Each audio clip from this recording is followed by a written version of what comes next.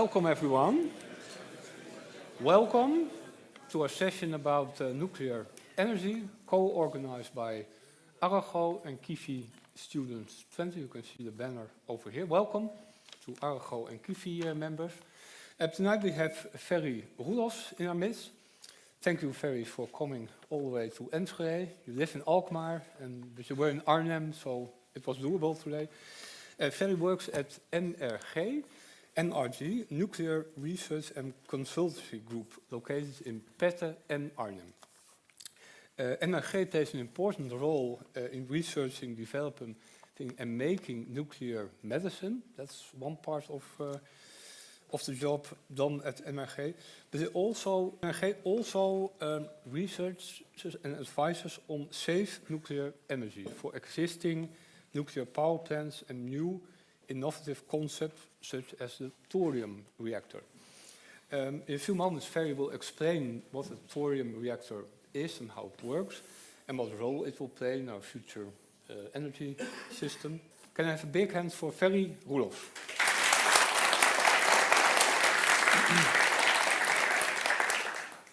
Thank you. First of all, nice to be back here. I just reminded that I was here for the last time, maybe more than 25 years ago. I'm here today to try to tell you something about nuclear energy and maybe at the end answer some questions about that. On the studies, I studied mechanical engineering in Eindhoven. Sorry, not here.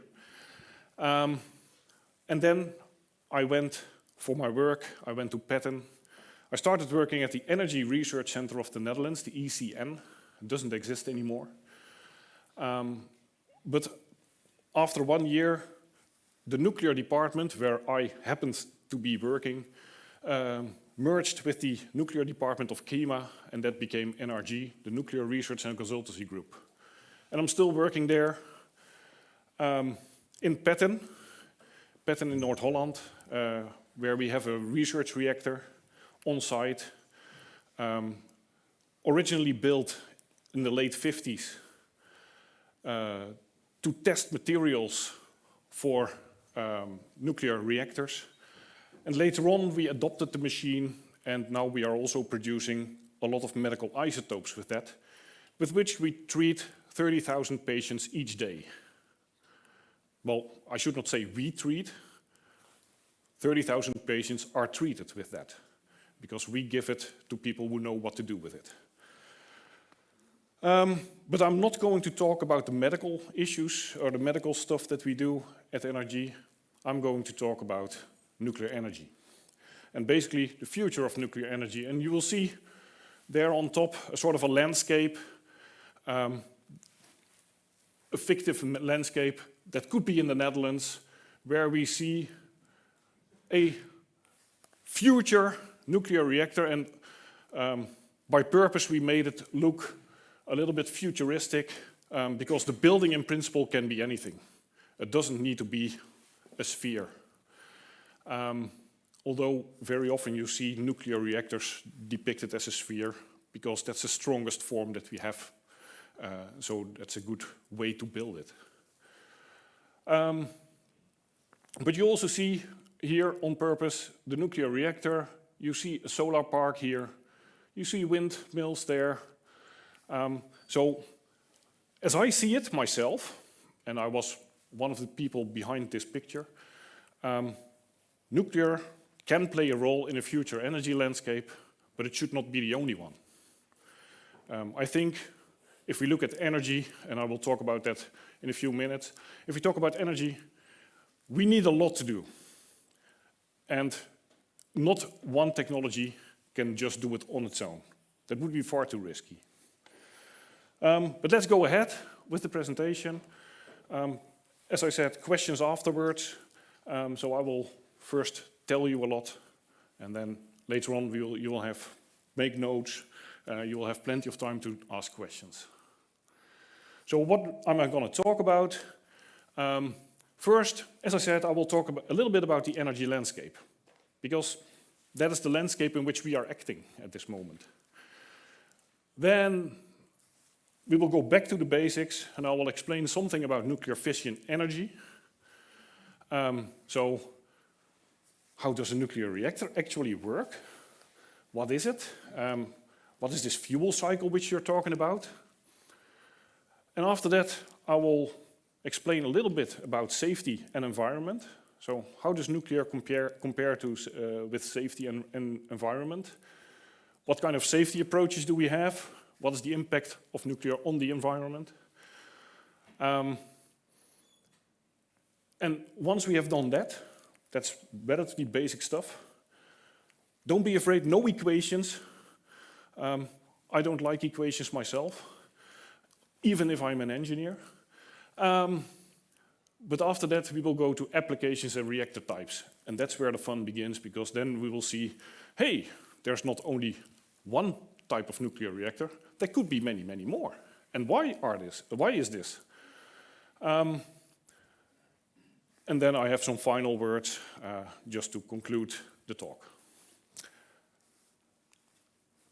So, as an introduction, this is a picture I recently made, actually, based on data from, and it's not visible here, but from the site Our World in Data. So this is data, actual data. So you can see it's up till 2022, data that they collect from all kinds of countries. And in this case, this is a picture of the Netherlands, where we see here the non-fossil energy consumption. And when I look at this picture, I get happy. I'm like, okay, we're doing good. We are, a couple of years ago, I think it was in about 2000, I put some solar panels on my roof. I now have a hybrid car, so yeah, we know we're doing well, and we see windmills everywhere. So this is very nice. Our fossil energy or non-fossil energy consumption is steeply rising, and that's something we should do. However, if we put this picture and we make this a total picture, it looks like this. And then I get disappointed, sorry. So here is this steep rise that we see, actually. This is the same data. But here we see how much fossil energy we still produce. And this is the challenge that we as a community, we as the people in the Netherlands, are facing. We say we want to get rid of all this fossil fuel. And I'm not sure, I saw the broadcast of Arjan Lubach a couple of weeks ago, where he explained, can we just get rid of fossil energy immediately? And he gave the number, and he said about 85% of our energy is still produced with fossil fuels. And I was happy to hear that, because I have the same number. So I'm not lying to you. Arjan is not lying to you. This is really the case. This is data. Why do I show you this? Just to set the landscape, to make you realize there's an enormous effort that we all have to make to get rid of all this fossil energy that we are using. And we all use it. So where is the energy used? From the same site, you can see here a picture, which is a very complicated picture, I admit. But here you can see this is energy used in the industry. This is energy used in transport. This is energy used in buildings, and this is energy used for energy production. So you see that even if we are trying to produce energy in a non-fossil way, we still have to get rid of all these. Well, this is a lot of electric, so once we produce a lot of electricity with non-fossil sources, this will be all right. But energy in transport and energy in industry still needs to be done. So decarbonizing the electricity production does not automatically mean that we are decarbonizing everything. Of course, here in transport, a transition to electric cars and hybrid cars help. There are other issues with that. You need a lot of batteries, just to name something. But at least it helps. Here with the industry, there's a lot of work to be done. The industry doesn't only need electricity, but also needs a lot of heat. So if we can find something which can help decarbonizing the energy used in the industry, and again, this was also said by Arjan Lubach, then we are on a good track, I would say. So this was data which I was showing. What I'm now showing is scenarios envisaged by TNO. They do studies every few years. They improve also on their studies. And they are looking at what is happening in the electricity production landscape. And so they have two kinds of scenarios with different kinds of assumptions with it. But what is important to see here in both these scenarios, you see they range from 2020 to 2050. So this is approximately where we are now. And they predict that the electricity production, it's electricity here, is steeply rising. And that is because we are making a transition, for example, to hybrid and electric cars. We are trying to electrify the industry where possible. But also we will have more electric devices. I mean, everybody nowadays has a lot of electric devices with them, your phone, which we think doesn't take energy, but of course you have to charge it every time. We are replacing gas for cooking and house heating. And we are thinking about hydrogen production, and at some points we are doing that. So a lot of the electricity production, at least, we are decarbonizing, which is good. And that will help in the end. But this picture is only electricity. If we look at the total energy consumption, that will not rise this steeply. It will probably remain at the same level, but it still means that we have to get rid of this 85% of the fossil energy.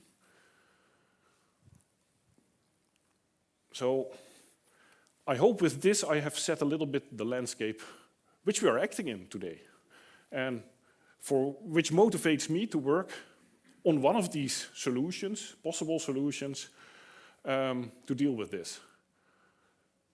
Nuclear fission energy then, because that's what I'm here to talk about. So, first of all, what is it? Well, a nuclear reactor, I say very simply, is simply a very large water cooker and a big bike dynamo. Not too much more. Of course, the way we cook the water is quite unique. And so this is a schematic that I borrow from our colleagues in Borselen, so from our plant, but this is quite similar to most of the plants, let's say, that are in the world. So what we have here, we have a reactor vessel. In this reactor vessel, we have the reactor core, which has the fissile material, the material in which the fission really takes place. I will explain later about fission. And basically, this is the water cooker, not completely. This is where we create a lot of heat. And we don't want to cook the water here in this type of reactor. We simply heat up the water, and in order to prevent that it starts boiling, we put it on a very high pressure. So pressure about 150 bars. So we have a very high pressure. The water is not cooking, but it's very hot.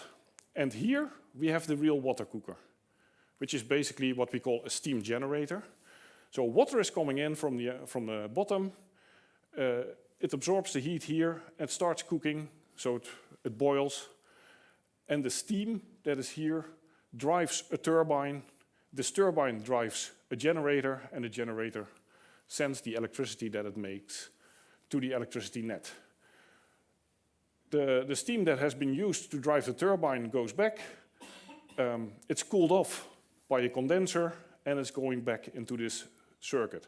So this is what we call the primary circuit, the red one here. This is where the nuclear stuff takes place. In fact, the secondary cycle that we see, that I depict here, is basically just a water circuit that you would also have in a coal-fired power plant or a gas-fired power plant. And you cool this, in the case of Borselen, with water from the Schelde. And then you send the water of the Schelde, I should put it like this, back into the Schelde. And it's heated up a few degrees. This is essentially a nuclear reactor. But now what happens here? Because that's the unique thing. Now it gets a bit more technical. Maybe this is the most technical slide that I will show you. Unfortunately, it's not on the slide here, but here it says fast neutron. So what happens? You have a fission, you split some atoms, and you get a neutron, a fast neutron. But a fast neutron will not easily split another molecule. So in this case, you have a fast neutron, but if you slow it down, you get a thermal neutron. It has less energy, and then it has a bigger chance. This is neutron physics, and I'm a simple mechanical engineer, so this is not my type of work. But this slowed down thermal neutron, this has a larger chance of splitting a uranium atom, and the uranium will fission. It will produce, on average, something like 2 fission products, and that can be more or less arbitrarily. You can form anything in the periodic system of the elements, and you will create 2 or 3 new fast neutrons, which you have to slow down again. But if you would have 3 neutrons, your chain reaction will immediately go out of hand. That's not something you want. So what do you need to do? You need to catch, on average, 1 or 2 of them with a control rod, and then one of them, on average, should survive to split another. This is the continuous chain reaction that you would like to have in your reactor. And by playing with this control rod in your reactor, you can make sure that it's really doing exactly one fission, coming out of one fission. I hope this is a bit clear. So back to the plants. How many nuclear plants are there today? Well, it says here something like 420. It depends a bit.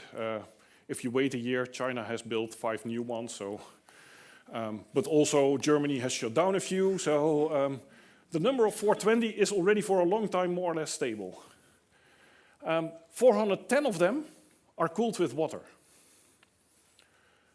There are 9, mostly in the UK, cooled with gas. And there are 3 ones cooled with liquid metal.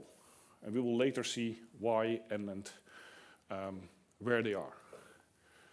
If we talk about electricity production, again, to set a little bit the landscape, our Borselen power plant produces 480 megawatt electric, which corresponds to 1,500 megawatt thermal. So you create a lot more thermal energy, so heat, than you create electricity, because the efficiency of a nuclear reactor, a water-cooled nuclear reactor, is about 33%.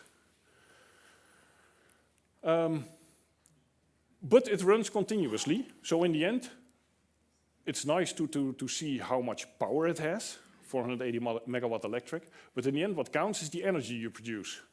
And that's 3,800 gigawatt hours per year, approximately. If we look at a modern large nuclear plant, which is much larger than Borselen, it has about 1,500 megawatt electric, 4,500 megawatt thermal. It means 12,000 gigawatt hours per year. And now we are comparing that with a windmill with 5 megawatt peak, which is for a windmill on land quite reasonable, quite a big one. Considering the fact that not all the time of the year you can produce that peak energy, you will have something like 5 gigawatts hours per year out of your windmill. So you already see you need a lot of windmills to compare with one big nuclear reactor. If it's solar panels, and I just told you a few years ago I installed solar panels on my roof.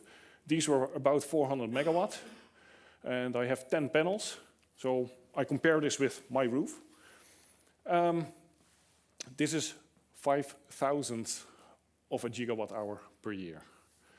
So you can immediately see you will need many, many solar panels to produce the same energy as one big nuclear plant.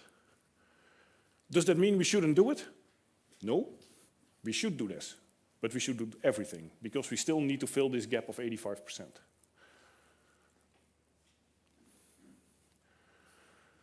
So where does our nuclear fuel come from?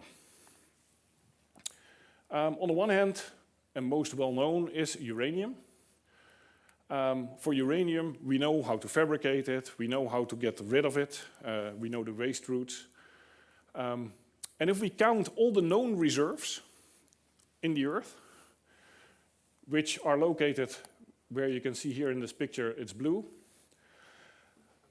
If we count everything and we keep producing, or we keep using the uranium at a rate as we do today, it means that we still have reserves for 130 years of nuclear reactor operation. That's not too much. However, if we look a little bit better, and we know from history that if you need something and you start looking for it, you will find it. So there are estimations of how many uranium you can find in the Earth, and even what are uncertain reserves. We could still go ahead for 250 years. But then we should keep on using uranium in the same way as we are doing now. Not more, not less. If we can switch to what I call then a sustainable fuel cycle, and you can have a discussion about the word sustainable, but at least I want to make clear here, you are using your uranium much more efficiently than you do in the normal current reactors, then you could survive for about 5,000 years.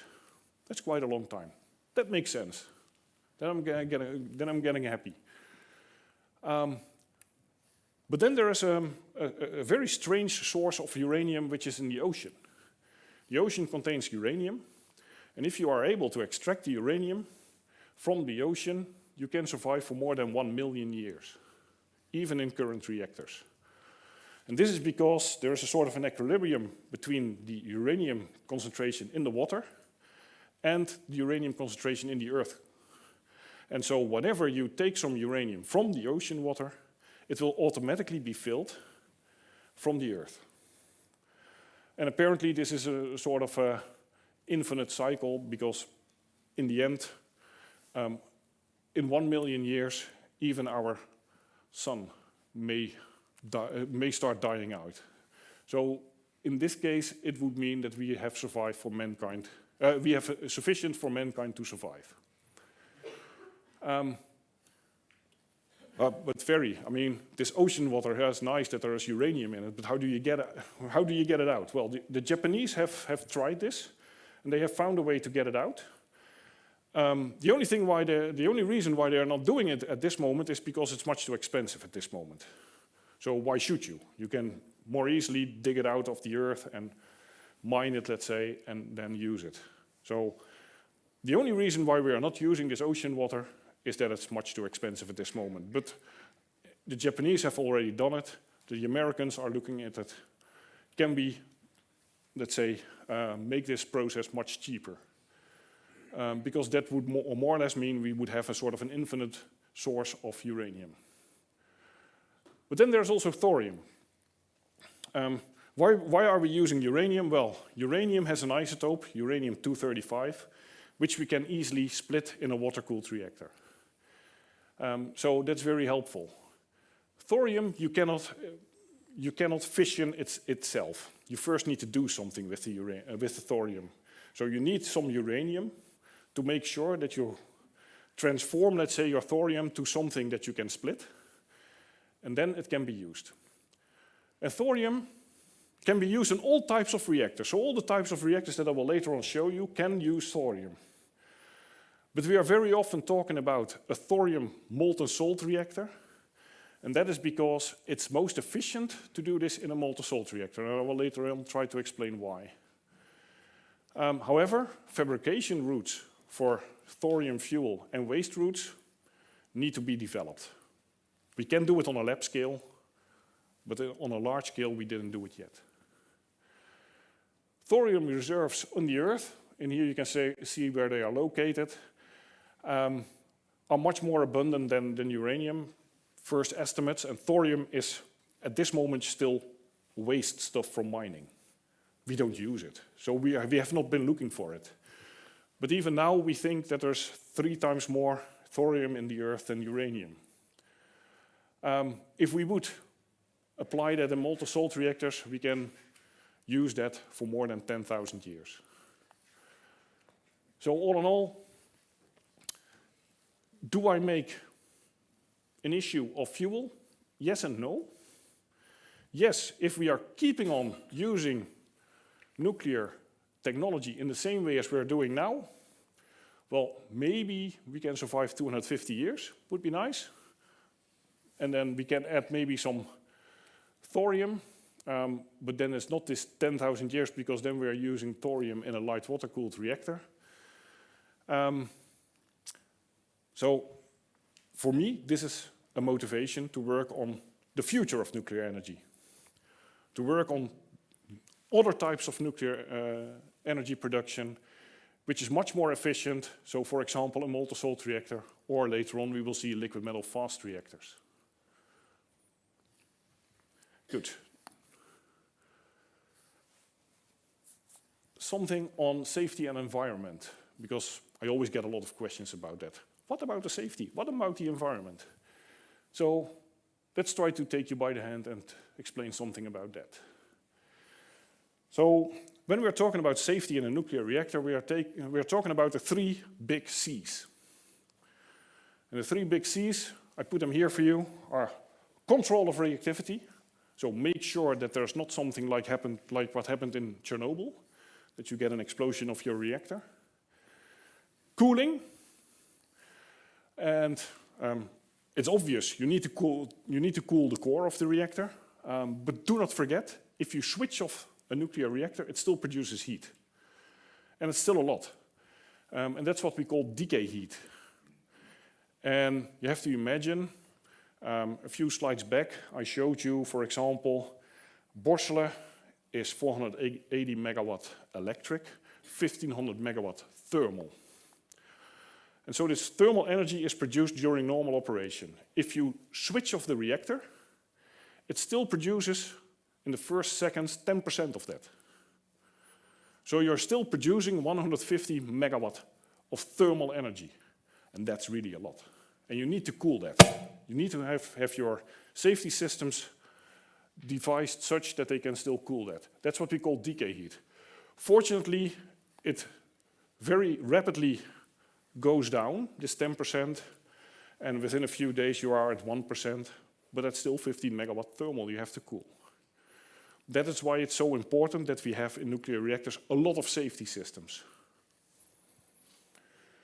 And you should also not forget, typically you use your fuel in your reactor about 4 or 5 years, and then you take it out of the reactor, but then it's radiating a lot, so you do not want to handle it at that moment. So what you typically do, you take it out of your reactor and you put it in a pool next to the reactor. Sometimes this is really literally next to the reactor vessel, like in Borselen. Sometimes it's just in an adjacent building, like, for example, in our Belgian sister reactors, where you, let's say, you have a big pool of water, swimming pool of water, where you put your used fuel. And you let it just rest for a couple of years so that the main irradiation is gone. So also this spent fuel pool you need to cool. And if you think back to 2011, when the Fukushima accident happened, the spent fuel pool was one of the things they were caring about. Would the cooling systems of the spent fuel pool be still sufficient?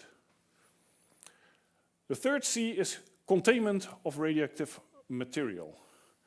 So basically, if an accident happens, make sure nothing comes out of the reactor. Nothing comes out of the building. So prevent what we call, in nuclear terms, a release. And that's what we have seen happening in Chernobyl.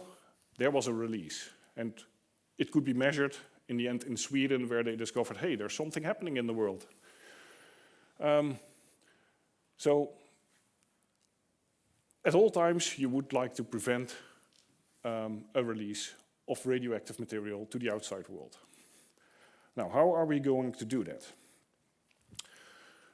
Nuclear engineers are applying basically very simple principles, simple in words, but much more difficult to put to the test, let's say. So we have multiple barriers to prevent the release of radioactive materials. The first one, and that's what you can see here, the fuel matrix, it says here, and the fuel clad. Well, I say the fuel pellet, because the fuel typically is in pills like this big. And first, if there is fission material, it needs to get out of this pellet. Once it's out of this pellet, these pellets are stacked into a tube. And so the next barrier that they get is this tube. So that's what I call the fuel pin. So the first barrier, I subdivided into the fuel pellet and the fuel pin. Once it's outside of the fuel pellet, it's still in this primary system, which I indicated, the red system in this first picture of Borsele. So still, okay, it's not nice. You can throw away your reactor, but there's no safety accident. It's still in your primary system, you know where it is. So that's the second barrier, which is put here. And then actually a third barrier is this one. That's the containment building. And the containment building in Borsele, for example, is a metal sphere. And around the metal sphere you will have a concrete building. But this is just a reactor building. And the reactor building we typically do not count as a barrier, because there will be doors in this building and whatever, so we do not count that as a barrier. The concrete in Borsele is basically meant to prevent something from coming in. So there should not be an airplane flying into the reactor. This was something nuclear engineers already thought about in the 60s. Not something we only thought about after the 2001 events in New York. And I put here a 2.5. Which is not an official one, but in some reactors, especially in the modern ones now, they are thinking of creating a core catcher. So the idea is, let's assume it's almost impossible, but let's assume that our core is melting. And it's on the bottom here of the reactor vessel. And it gets so hot that the very thick reactor vessel will melt. And the core, the molten core, will come out. Then we make a sort of a big concrete, how do you call it? Yeah, we call it a core catcher. So a big concrete pool where you can just catch, let's say, this molten core, spread it out and cool it. And it's not simply concrete. I mean, there's some other liners on it to make sure that the molten core doesn't react with the concrete. But that's, in fact, the 2.5 barrier that I put here, because that will prevent that your molten core is interacting with the concrete below of the containment building. So that's one thing. And the other thing that nuclear engineers have to think about is defense in depth. And there we have 5 levels, and they are also indicated in this picture. So the first thing is, if there is a malfunction, you try to prevent it. So try to prevent malfunctions. Simple. Simple principle, not easy to do. If there is a malfunction, control what's happening then, which is an abnormal operation. So try to control that. Once you have got past this one, you have an accident. And if there's an accident, try to manage the accident. Try to make sure it doesn't come out of the containment. Once it gets out of the containment, then we're talking about a severe accident. So that's what happened, for example, in Chernobyl, what happened in Fukushima. Severe accidents. If there is a severe accident, try to manage that. Try to make sure that the release is as small as possible. And if you're past that, then you are into the regime where you do emergency response planning. For example, you decide to evacuate, or you bring in firefighters and try to put water on the core or whatever. And in fact, every nuclear reactor has to take measures for all these levels. Even if we by design say, this is simply not possible, we still have to take measures for that, because we always have to think about the unimaginable. And unfortunately, sometimes the unimaginable happens. Like in Fukushima. In Fukushima, we had a big earthquake. Well, the reactors were safe for the earthquake. They shut down. No problem. They were designed for that. Unfortunately, they were not designed for a big earthquake and a tsunami at the same time. Which they should have done. I mean, looking backwards, it's easy to say, hey, they should have done this. But it was also a tsunami of 14 meters high, which in known history never occurred at that point. But unfortunately, it happened. So we have to think as nuclear engineers about the unimaginable, and that's very difficult.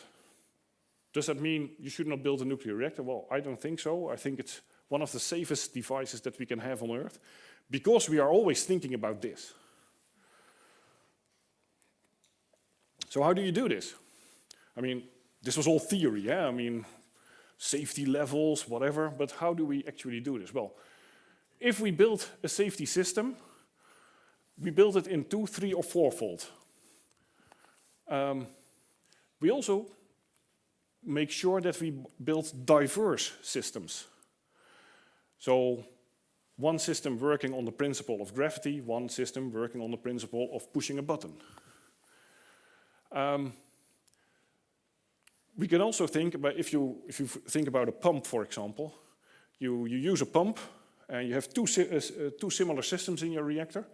The cheapest thing to do is to have 2 pumps of the same make. But if then something goes wrong with one of your pumps, because of a design flaw in the pump, your second pump will also fail. So let's build 2 pumps of 2 different makes. That's diversity. Different manufacturers in this case. Or you build it at different locations. So here you can see a modern plant with 4 safety compartments, the red, the blue, the green, and the yellow one. So why do we do this? Well, if something happens on this side of the building, for example, a big explosion, a plane hitting that side of the building, the systems here are still okay. And what you typically make sure of is that if you have 4 systems, you only need 2 to cool the whole reactor. So, and probably after a few days, you would only need 1. Because of this decay heat curve, which is rapidly decreasing. So that's a way also to mitigate mitigate accidents and to build in diversity. You can also think of passivity, to install systems which use the forces of nature. They are always working. They are not depending on electricity. So what I said, you want to have a system where you push the button. Well, maybe you don't want to have a system where you have to push the button. You just want something that uses gravity.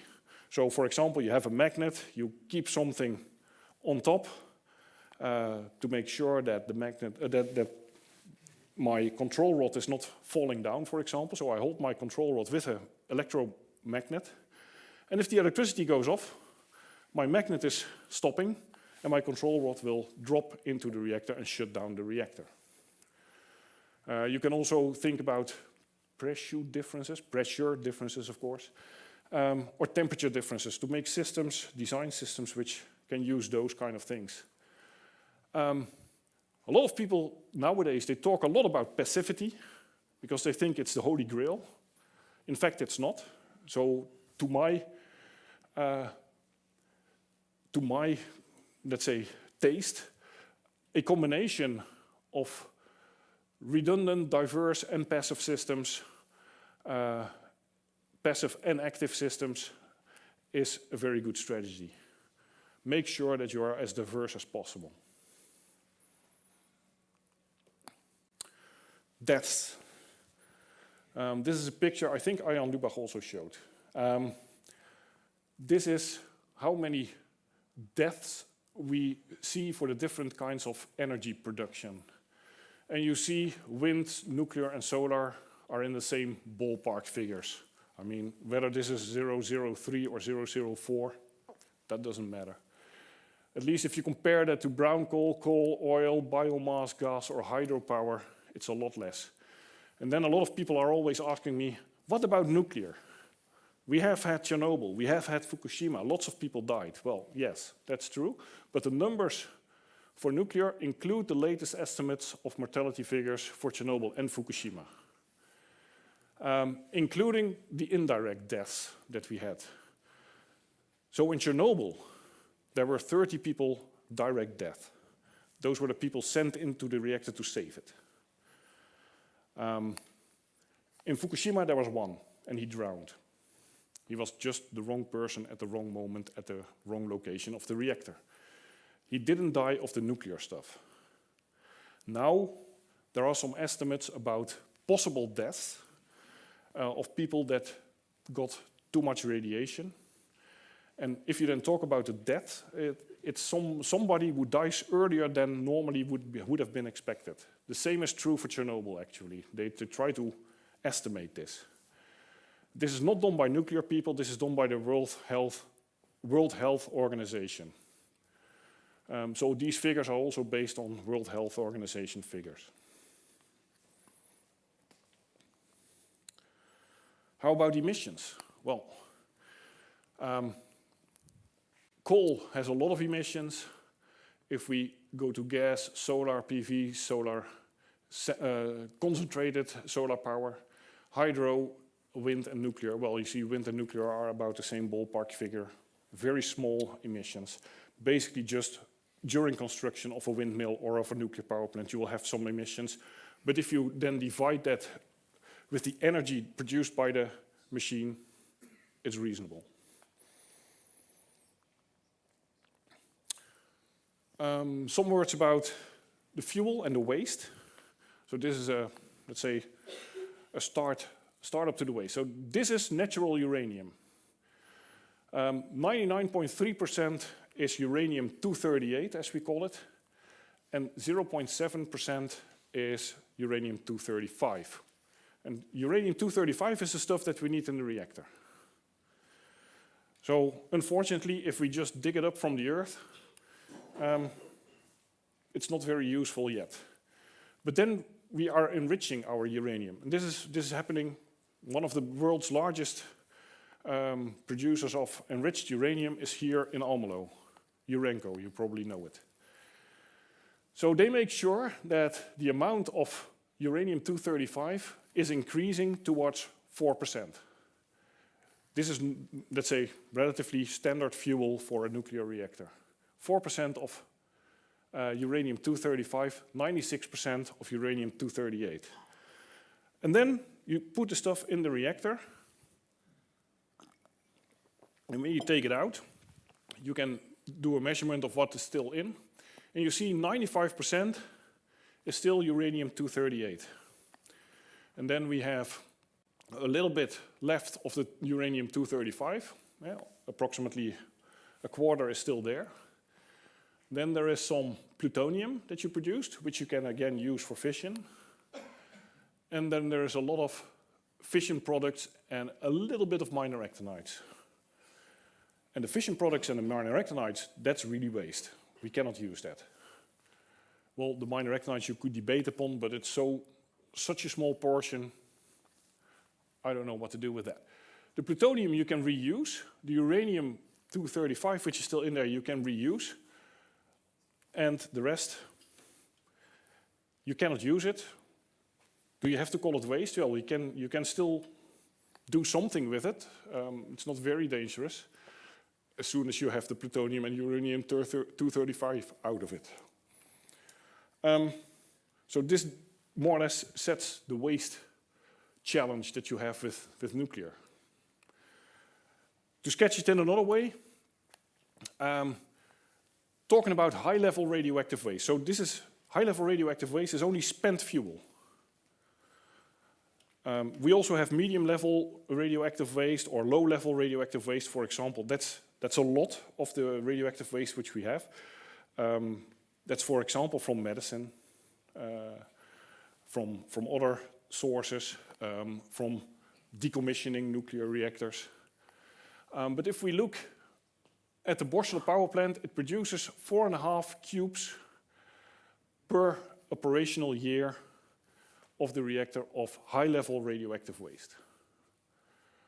Per human life, if we would produce everything with nuclear, all our energy with nuclear, this is approximately what we produce on nuclear waste per human life.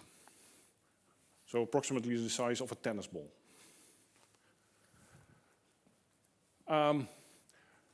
If we look at it from another way, this picture puts it very nicely.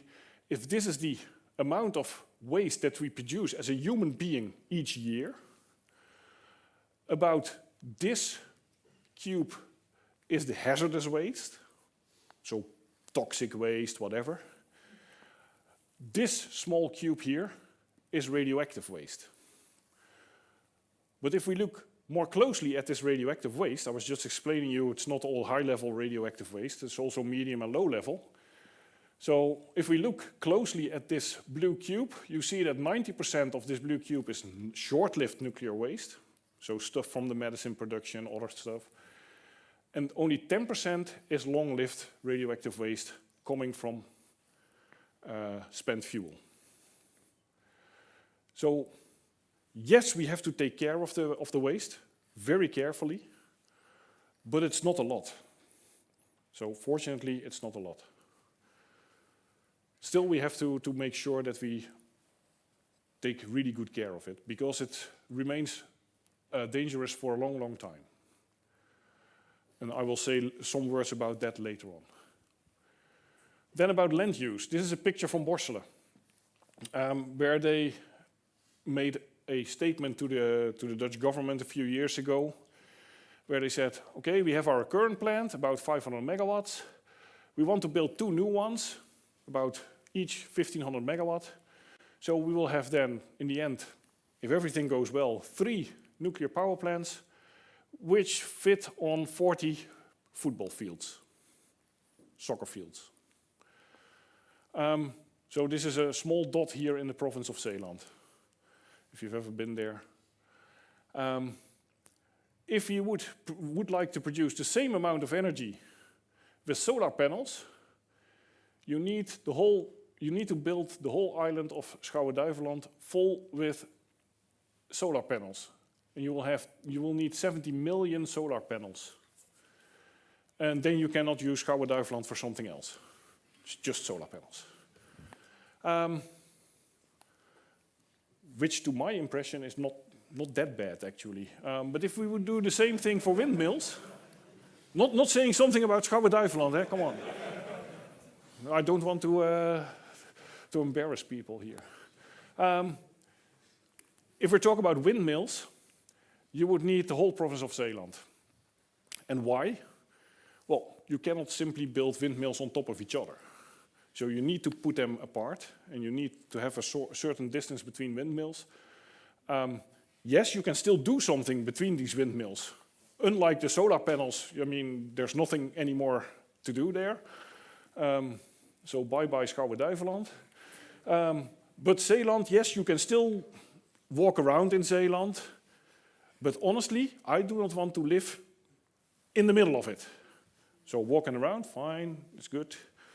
But if you have ever lived close to a windmill and you, and I'm not only talking about the sound that they make, but especially the shadow. In Dutch we call it slagschaduw. I don't know the English word for it. But the shadow which you see continuously coming through your window, that makes you mad. I used to work in the shadow of a windmill for some time. And you close your shutters.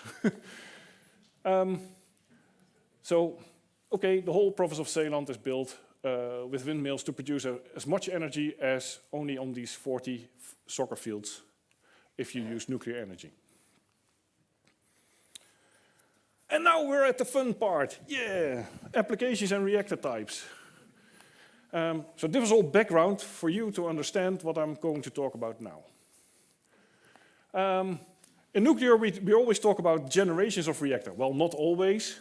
We talk about this since about the year 2000, when in the US there was an initiative which they called the Gen 4 International Forum, and they said, there's so many reactors under development and so many different types. We should try to focus our efforts.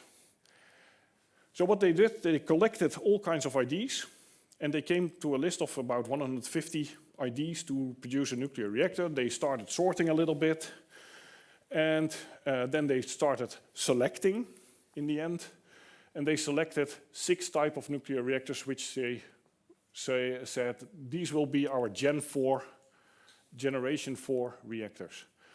But it all started at that point with Generation 1. These were the prototypes of reactors. The reactors that were built in the 50s and 60s. These were actually all kinds of reactors, because at that time everything was possible. Nuclear was booming, everything was cool. You could even buy kits for kids to do experiments with nuclear radiation.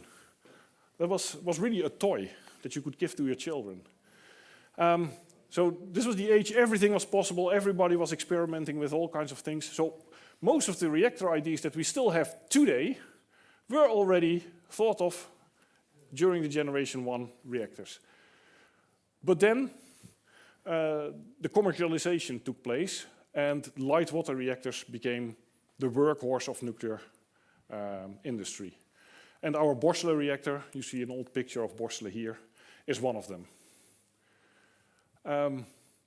Then, basically, somewhere after the Chernobyl accident happened, there was a lot of rethinking about nuclear, and they said, okay, it should be more safe, but let's build on the knowledge that we have from these reactors. Let's try to make new ones. And here you see the reactor in Olkiluoto in Finland, which came into operation just 1 or 2 years ago. And that's a very modern plant. That's what we call Generation 3 type of reactor. Sometimes you will hear people say, I have a Generation 3 plus reactor. It's even more safe. Honestly, I see this as advertisement. For the old people here, we used to have Dash, and then we had Dash 3, and this was even better. But it's the same kind of stuff, basically. So Generation 3 or Generation 3 plus, for me it's the same. But some people like to advertise their reactor, of course, like, oh, I have a 3 plus, like they are much better than the other ones. And then Generation 4 are the reactors currently under development. Reactor types, I should say, currently under development. So it's nice that you can have reactor types, and we will shortly see them, but we're also looking at applications. So IAEA, a couple of years ago, made a nice assessment. So different kind of temperatures, outlet temperatures of your reactor. No, sorry, this is not outlet temperatures of your reactor. This is inlet temperatures of your application. You need different kinds of inlet temperatures of your application for the different applications. So district heating, you can use relatively low temperature heat. But for example, if you go to steel production, you would need very high temperature heat. And everything in between. So you can see here, if I can create inlet temperatures at different temperatures, you can serve different industries. And then I remind you of the picture that I showed in the beginning, where the industry was one of the big blocks where we tried to decarbonize. So if we can make sure that we produce inlet temperatures higher than, let's say, 200-300 degrees, we can open up this part of this graph without even having to use heat pumps or something like that. So this is how we use a nuclear reactor today. This is how we use Borselen. We put nuclear fuel into the reactor and it produces electricity. But we can also do other things. As we said, we can use it for district heating. It's not a very stupid idea. I mean, you can use a lot of the waste heat that you still have. The efficiency was about 1/3, so you still have 2/3 of your heat. You can use that for district heating. This is done in some places. In Finland, there are plants that do this. In Switzerland, there are plants which do this. In Russia, there are plants which do this. So this is a known thing you can do. You only need to have a community living not too far away from the plant, because you have to transport the heat and heat is lost during this transport. You can also use it for cooling and process heat if you have higher temperatures. Then you can serve the industry. If you combine if you combine electricity and heat at not too high levels of temperature, you can also do desalination. And why should we do desalination? Well, already 20 years ago, my director told me, Ferry, water shortages will be one of the things that is coming up in this coming century. And I was like, water shortages? Here in the Netherlands, we have plenty of water. Well, we have seen last 2 summers, people were asked not to spray their gardens because we have water shortages. So it's not salt water shortage that we have sweet water shortage. Desalination is something to make salt water sweet water so that we can use it. And the last thing you can do is you can produce hydrogen. I mean, there are processes of producing hydrogen which need a lot of electricity and or a lot of heat. Well, with your reactor you can produce both, so you can maybe combine that. And then on top of that, you can try to make your nuclear fuel cycle more sustainable. You can try to make more efficient use of your nuclear fuel. So this is what is possible. And remember, I started with nuclear fuel in your reactor and you only produce electricity. So there's a lot more possible with nuclear than we are using it for now. So this is what we do now. We have large-scale water-cooled reactors. And why do we do that? Well, it's proven technology. We know how it works. I see it's still half in Dutch. We will fabricate them on site. The idea is bigger is cheaper, economy of scale. We need a lot of cooling, both for normal operation as well as for the decay heat, which I explained. And we apply safety through redundancy, and where possible we try to build in some passive systems. And here, not by coincidence, I show 3 types of reactors. These are Korean designs. This is a German-French design, and this is a US design. And why do I show these 3? Well, these 3 are the ones under consideration in the Netherlands now for the 2 new nuclear power plants that the government is looking at.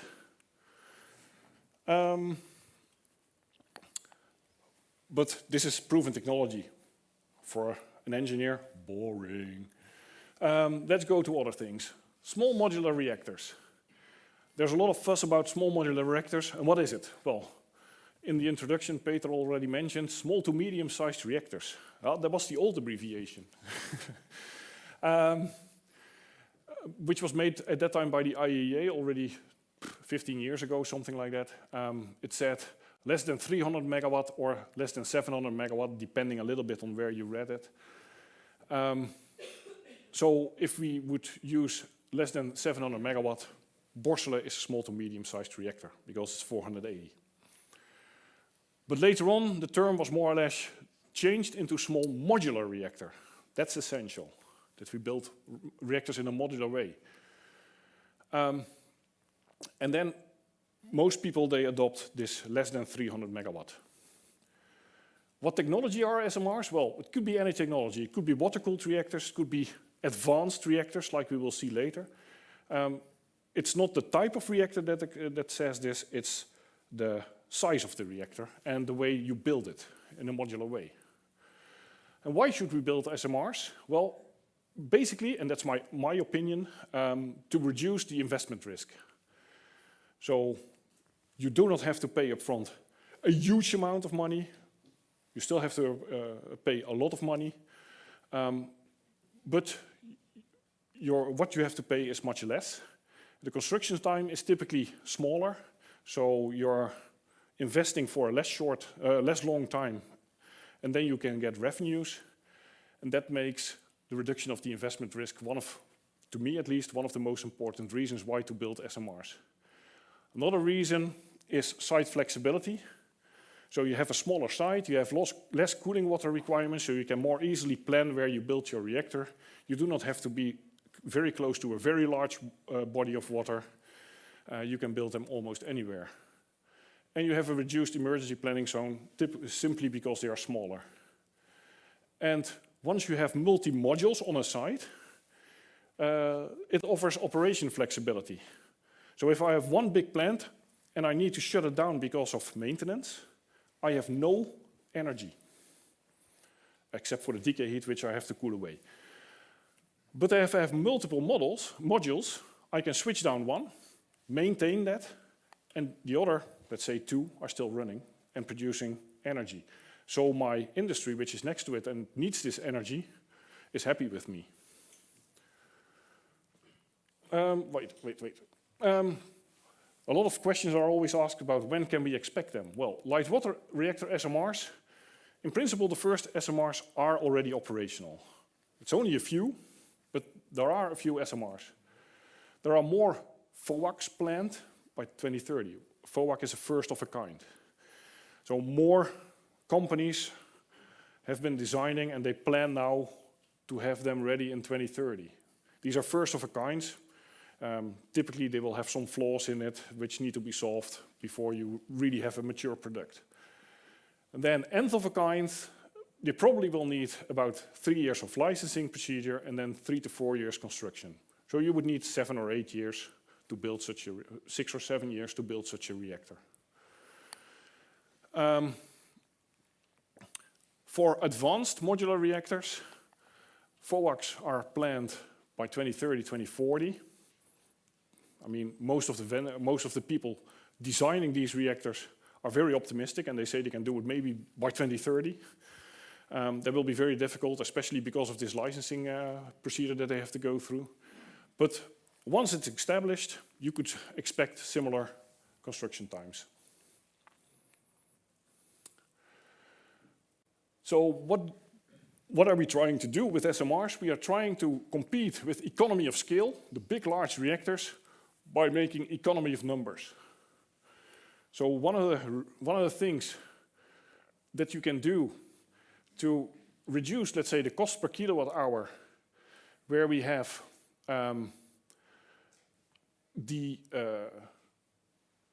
let's say a large plant will have costs which is about this point. If you have a smaller plant, you are at about this point. So how can you bring this number down to about here? Well, you use, here. You use multiple units. So you build units of the same type, and you can save costs for multiple units at the same site. Your site is already having a license and such things. You learn from building the first module when building the second module. Your construction schedule, You have reduced construction schedules because you learn from it and because your reactor is smaller. You can gradually add capacity to fit the demand. So if you have added maybe 2 modules and you say, hey, well, I have energy enough at this moment, you just stop. Once you need more energy, you build another module. And also because you have less energy to produce, less energy to transport, less energy to build your safety systems, to design your safety systems, you can simplify your design, and that also reduces costs.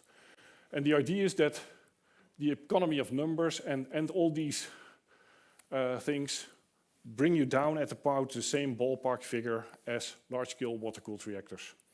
In practice, I haven't seen that yet. Mostly, if you look at small modular reactors, they are a little bit more expensive per kilowatt hour than a large-scale water-cooled reactor. So that's why I say the investment risk to reduce that, that's for me the most important thing. But it's my opinion. Some design simplification that you can do is, this is a normal reactor. You have your core, you have your reactor vessel, and then some piping before you go to the steam generator.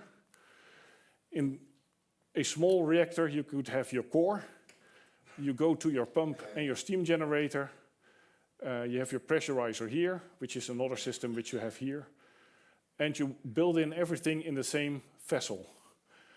And vessels are not typically the things that fail. They are very strong.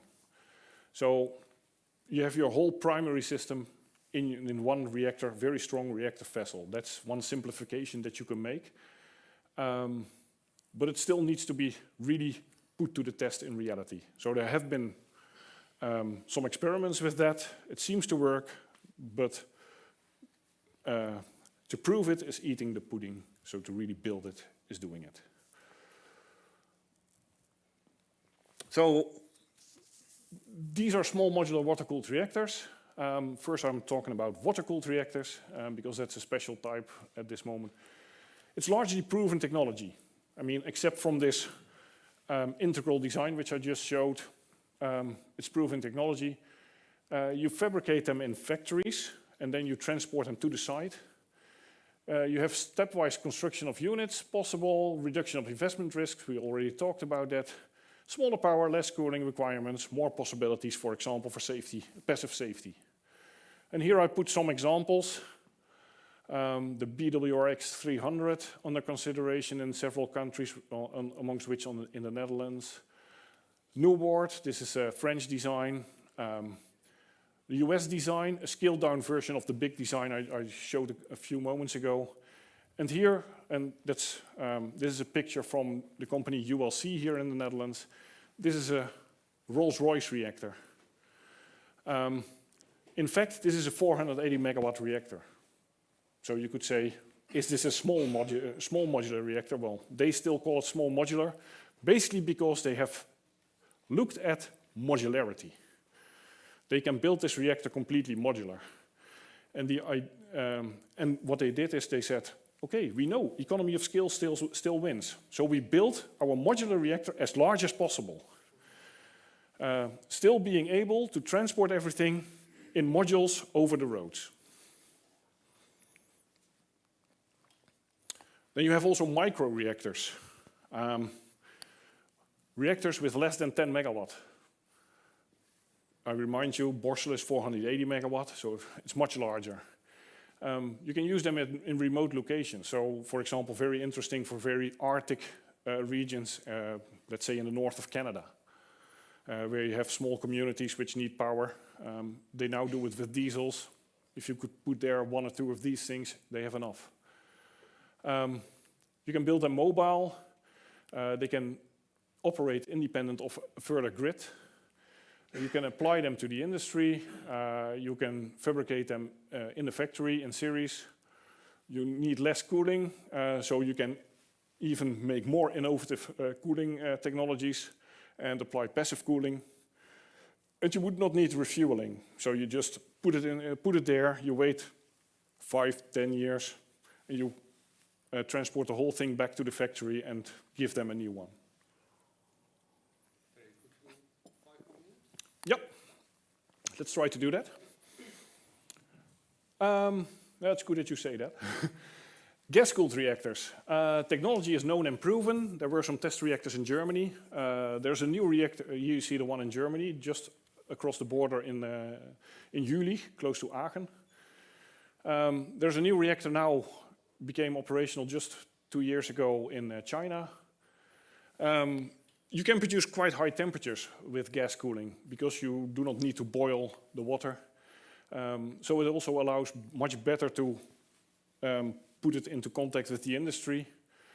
The fuel is encapsulated in graphite and is melt-proof, so your core will never melt. And therefore you have a lot of possibilities for passive safety systems to include them in your design. This is a complicated picture, but what I want to say is, if we talk about radiotoxicity, natural uranium is our reference. Why? Just because that's a thing that we can use.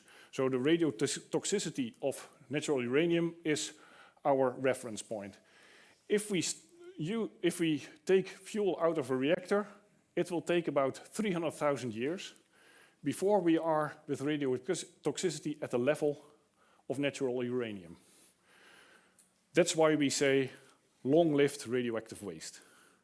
If we take out the plutonium, so we reprocess like we do in the Netherlands, we can get down to about 10,000 years. If we are able then also to transmute spent fuel in fast reactors, we can bring it back maybe to about 300 years. So that's a reason why, on the next slide, we want to develop fast reactors, where we can use these fast neutrons. Remember in the beginning I was talking about fast neutrons and all the uranium-238, which we were not using. With fast neutrons you can use that. But it's not very simple technology. So, but in this case you can recycle a lot of used fuel. In principle, approximately you can, let's say, get 20 times more energy from your uranium than you can with water-cooled reactors. So imagine your car, you're driving 1 liter on 15 kilometers. Now you are driving 1 liter 300 kilometers. That's nice. You have less high-level radioactive waste because you can transmute it into something else. They have pretty high temperatures because you use liquid metal as cooling. They operate at low pressure, so you don't have this problem that you have to get from this 150 bars back to normal situations. Metals have a good heat conductivity. They transport the heat very well. A very high boiling point, so to boil in your reactor is not very simple. But you have to take care of freezing your reactor, even at quite high temperatures. There are a couple of concepts in the world under development. This is one under construction in Russia, actually. So they are looking into this. Typical metals that are used is sodium. In Kalkar, they were envisaging to use sodium. But nowadays, a lot of attention is paid also to lead because it doesn't have the sodium issues. Then molten salt reactors. And you promised in the beginning that I would talk about this, and I do. We already discussed a little bit about thorium. The idea here is that you can continuously recycle thorium. So normally in your water-cooled reactor, you have your spent fuel, you bring it to a reprocessing site. There they reprocess it and they bring it back.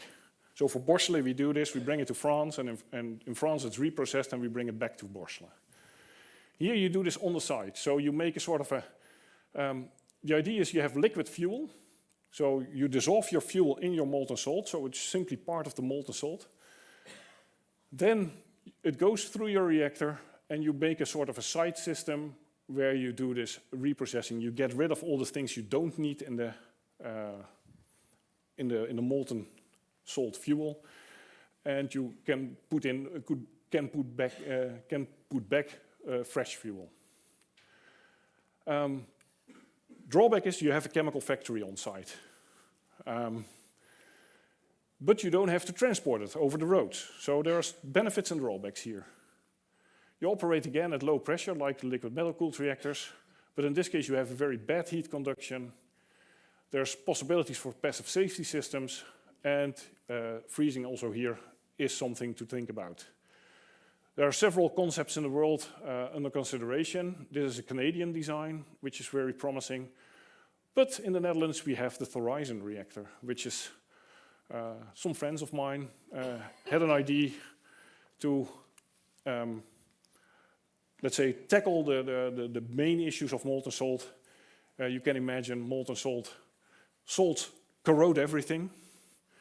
So corrosion is a big issue, and the way to deal with that is that they want to build their reactor core in modules. And they can simply replace a module. So that's how they try to prevent the fact that your reactor vessel is gone after 5 years. You simply replace your parts of your reactor vessel. It's in very simple terms what their main idea is, and they are designing a reactor around that. And then you can see, coming back to the applications that we had earlier, different kinds of reactors can serve different kind of applications. So we are not only stuck with electricity production, we can also produce heat for the industry. So in the end, concluding, there's various types of nuclear reactors for very many different applications, and they have very different lead times. Some might be there already soon, some might take much longer to develop and to test. And if you ask me, it's not or, but we should put our money on everything, because we need to solve this fossil gap of 85%.